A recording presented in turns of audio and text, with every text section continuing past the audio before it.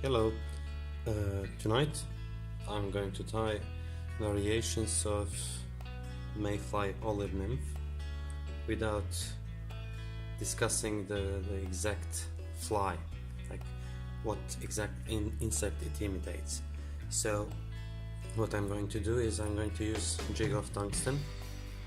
It's very good for the size 2 point something, 2.3. I'm using this one on a size, I think 20 hook or 18, I'm not sure. It's the Hiko hook and it's perfect for this imitation. So it has a relatively short shank and wide gap, so I can tie a smaller fly that matches the size of the shank, but still I have the advantages of the wide gap when hooking the fish. The way how I attach this tungsten is similar to attaching dumbbell eyes, so I'll make some figure of eights above the weight, and then I'm just going to work to make a slight taper here. Check if this is moving. If it's not strong enough, I'll just do a few more and that's it. Now at the same spot where I ended this, I'll just attach a few fibers of coq de lion, and for this one I'm going to rotate my vise. Now my fingers are a bit too big for this, never mind. Now use as little, I'm using as little these thread wraps as I can because of the size of the hook. For the body of this one I'm going to use Biot olive, and I'm gonna prepare it in a certain manner that one of my friends showed me, and I think I mentioned this in one of my previous videos. So you have side that gives us some ribs, it's bent a little bit, and we have this shiny side. So I'm going to cut off this shiny side, and to make this Biot a bit thinner, it should be wide, as a bit wider than a normal peacock herl, stripped herl, sorry. So sorry for my cat, it's angry because of something. I'll add this Biot facing this shiny side to the bottom. I'll add it here and I'll just attach it and then create a taper. Now I'm going to use super glue, and this is just to ensure that my Biot body is secured, well secured. I'll add a small drop of this super glue, which is like really important when making any fly with Biot body. I'll spread the glue around, removing the excess that I don't want. So you don't want to have too much glue on your underbody because it will go through the Biot. When I'm certain that I have enough of this glue, I'll just take my hackle pliers and wrap Biot around. So I like these ribs to be shown instead of this shiny side, which is okay probably for a dry fly, but even on dry flies I make Biot bodies like this. Now you can notice that this slim shaped Biot I can wrap around more times, getting more ribs.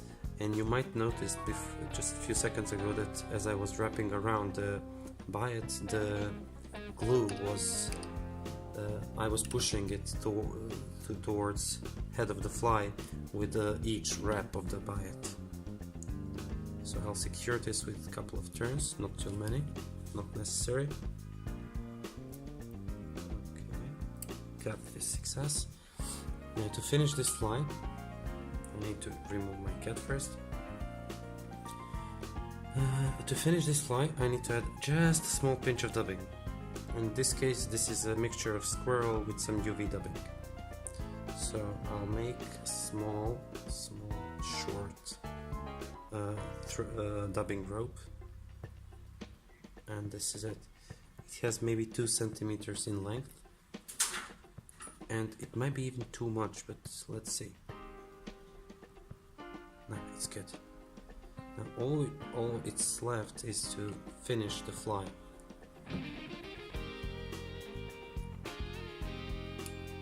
I'll finish it near the eye of the hook instead of behind the dubbing. I don't want to catch dubbing with this thread. This is 70 denier UTC.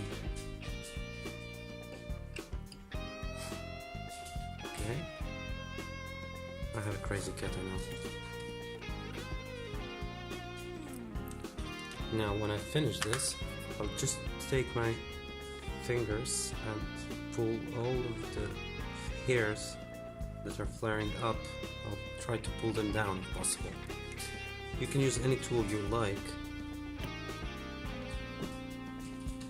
Sorry for the shaking on my phone. Okay. When they're all down, I'll proceed with the UV glue. Not expensive one, but quite decent, I have to admit.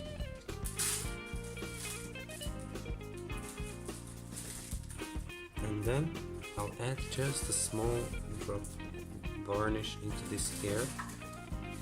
And my objective here, my goal here is to make a foundation for my objective here is to make just a foundation for the marker, because I want to add small black dots to emphasize the black wing case that those olive mayflies have. Now I'll cure this for a couple of seconds until it gets hard or semi-hard, doesn't matter, but I'll cure it for a couple of seconds.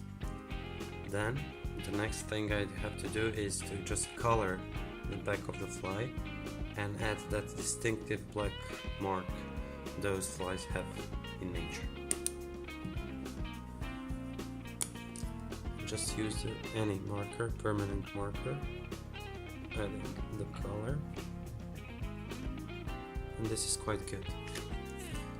Now one more tiny drop and we're done.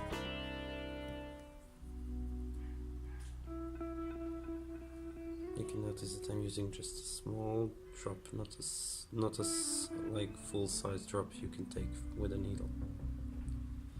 And I'm trying to protect the thread also from the teeth of the trout. Now, one more curing with the lamp and we're done. Quite easy fly to make. Of course it's slower because I'm showing you how to do it. And you can you can make another model of this fly with the same effect. Some people may prefer that one over this one, but in reality, when using these tiny flies, as long as you got the size and the general coloration right, you'll catch the fish with either of these. So it's just like personal preference, what people like more.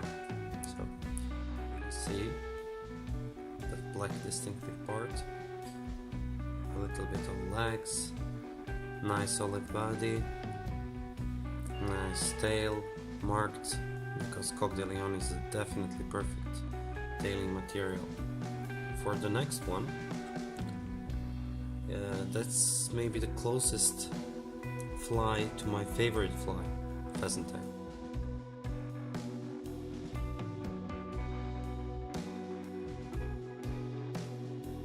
So I'll use the same hook, same weight, just different color. It's not a big deal about the color of the bead here. For sometimes silver beads I think it's better in sunny, shiny days. Sometimes it's good in any condition, but usually, I use it mainly for sunny days, not for some dark days. For dark days, sometimes I just use as natural as possible. I don't know why, but it's just like that. So same again, figure of 8 to secure the bead, then figure of 8 again, and then again behind the bead just to secure it even more, because this will not spin around the hook shank. So same steps as previously, but say bye bye. Now I'm going to use silver wire,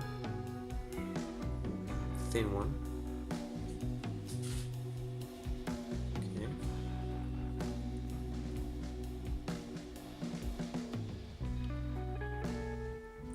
And when I reach the end of the hook, I just spin it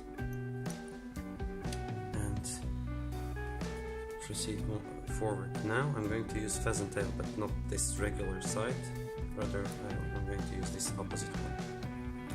I'll pinch out the probably like 4, maybe 5 pearls together,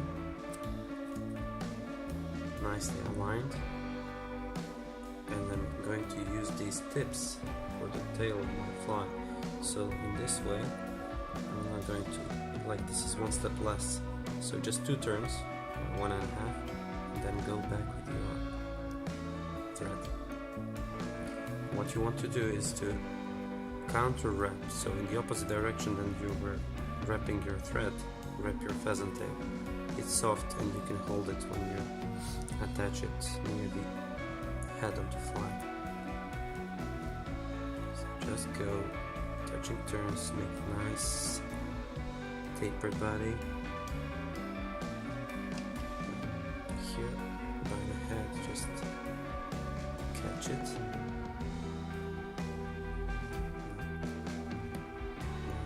2 more and that's it. No need to use too many turns because you're building up your body without any necessity there. Now you proceed with your wire in the same direction as you were wrapping your thread. This is like my signature. I like to add this like a hotspot here on the wire. I know that other people are using it, but when I did it for the first time I didn't know that, of course. So rip your fly as densely as you want, and then just cut it off. So 1, 2 more. I'll just spin this wire a bit. This is it. 1 more wrap to secure it. Add the same dubbing as on the previous fly. So it's the same fly actually, you have to admit.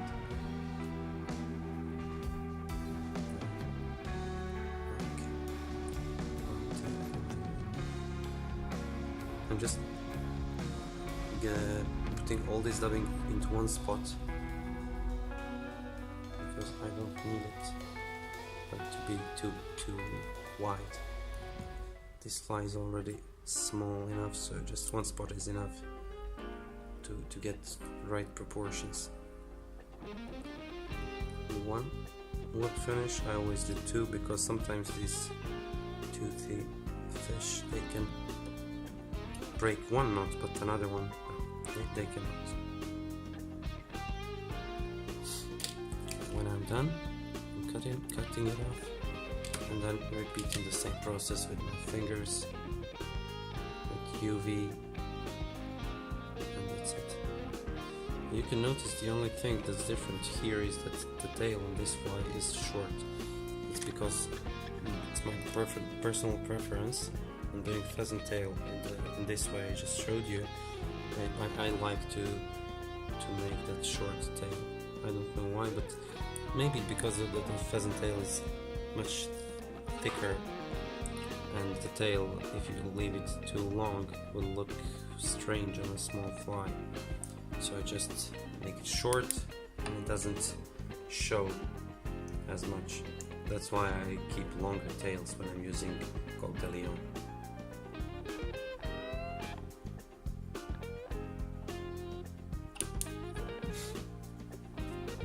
Marker again.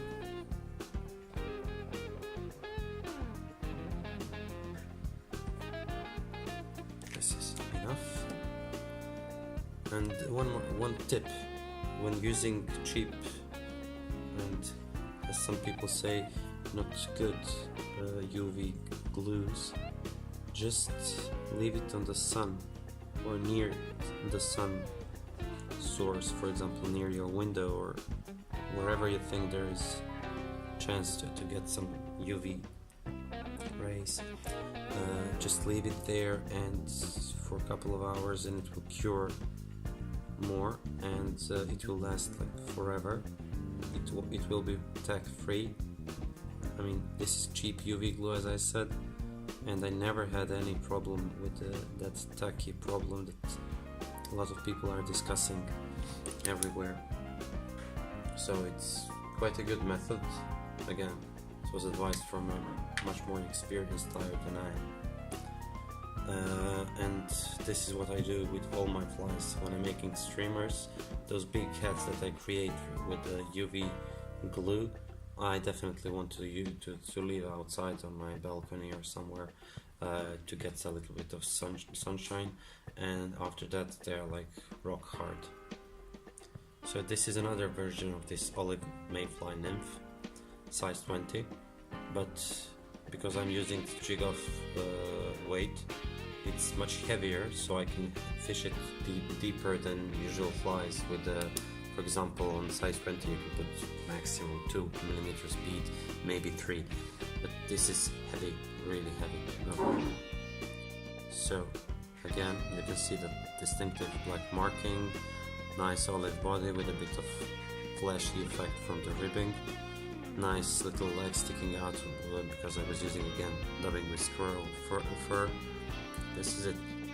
Thank you very much for watching, and see you next time.